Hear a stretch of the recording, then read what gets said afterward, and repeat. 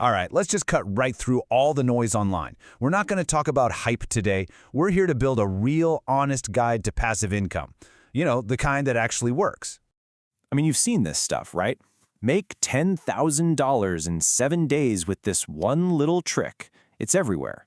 These flashy promises that are just always too good to be true. Or how about this one? Just copy and paste this system. As if you can just, magically duplicate someone else's success with absolutely zero effort. And, oh yeah, my personal favorite, DM this number for secret crypto profits. Come on, we have all scrolled past these a million times. Okay, let's just be honest for a second. If it were that easy, wouldn't everyone be rich by now? Yeah. So let's get real. Let's talk about what it actually takes. And this right here, this is probably the most important thing we need to get straight. We have to completely redefine what passive income even means. It is not money for nothing. It's simply income that is not directly tied to your time, meaning you're not trading an hour of work for an hour of pay.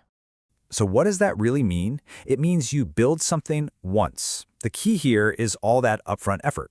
You're basically front-loading all the hard work to create some kind of valuable asset, a system, or maybe an investment. And then that thing you built keeps paying you over and over again, long after that initial work is finished. That is the real goal here. Okay, so how do we actually do it? Well, there are a few different ways.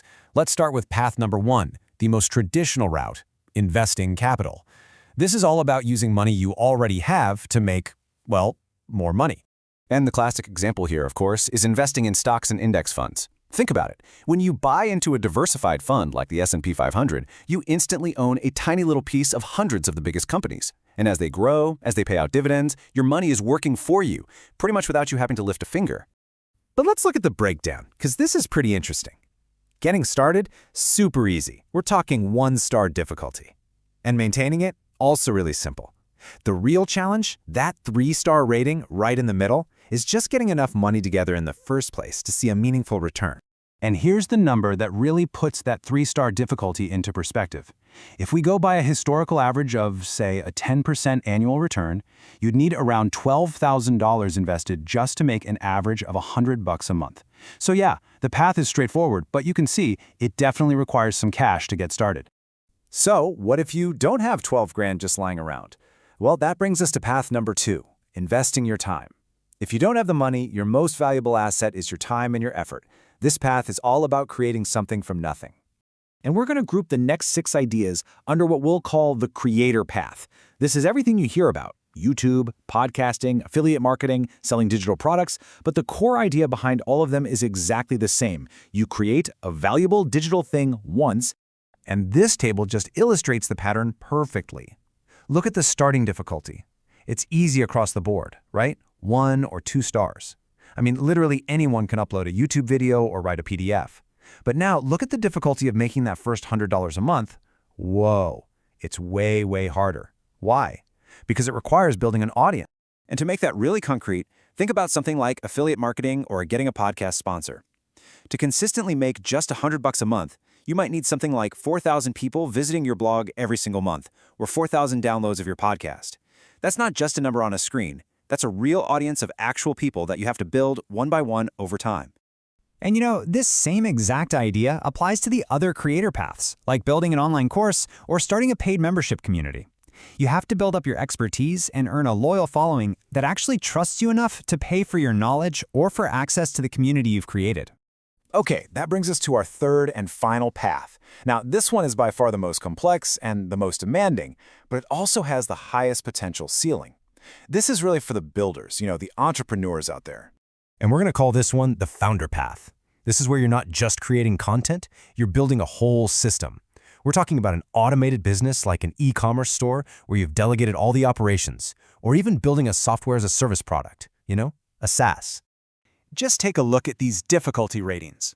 The starting difficulty is through the roof. We're talking 4 or even 5 stars just to get started on a software product. This is not something you just decide to do on a weekend.